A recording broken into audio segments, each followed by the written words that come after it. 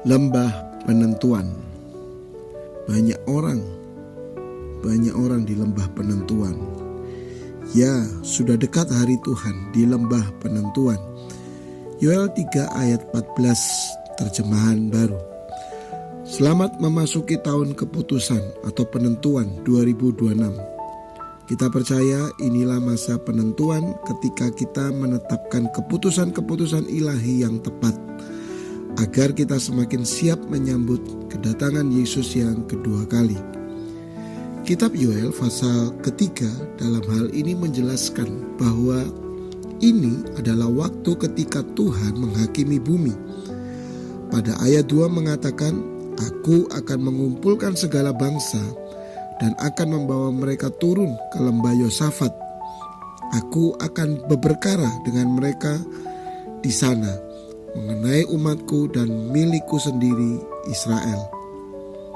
Lembah Yosafat sama artinya dengan lembah penentuan. Yosafat berarti Yahweh menghakimi. Penentuan atau keputusan yang diambil di lembah itu adalah keputusan Tuhan, bukan keputusan orang banyak. Lembah penentuan menggambarkan bagaimana Tuhan menjatuhkan keputusan penghakimannya pada akhir masa kesengsaraan. Kejahatan akan ditindak secara tegas, cepat dan adil. Karena itu kita memuji Tuhan atas janjinya bahwa Ia akan memperbaiki segala sesuatu dan menjadi tempat perlindungan bagi umatnya.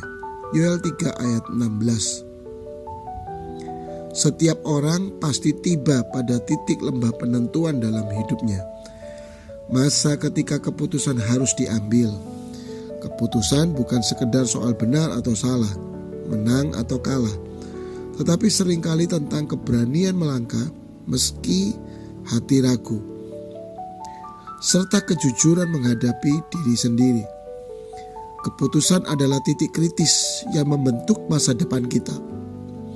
Dan dalam setiap prosesnya, Tuhan selalu hadir. Dialah yang menghakimi, membimbing, dan menyatakan kebenaran. Hal ini mengingatkan kita bahwa meski keputusan ada di tangan kita tidak pernah berjalan sendirian.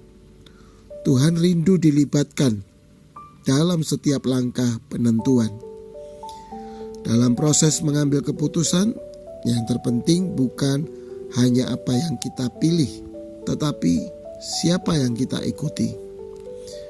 Apakah keputusan kita berlandaskan ketakutan atau iman, kenyamanan atau kebenaran, keinginan pribadi atau kehendak Tuhan? Setiap keputusan akan mengungkapkan orientasi hati kita yang sesungguhnya. Kolose 3 ayat 23 mengingatkan, apapun juga yang kamu perbuat, perbuatlah dengan segenap hatimu, seperti untuk Tuhan dan bukan untuk manusia. Inilah waktu penentuan itu. Kita harus menetapkan arah hidup kita agar mendapatkan kasih karunia dan perkenanan Tuhan. Ketika kita hidup dalam kehendak-Nya, setiap keputusan yang membawa kita semakin dekat kepada Tuhan pasti menuntun kita pada kehidupan dan penggenapan janji-janjinya.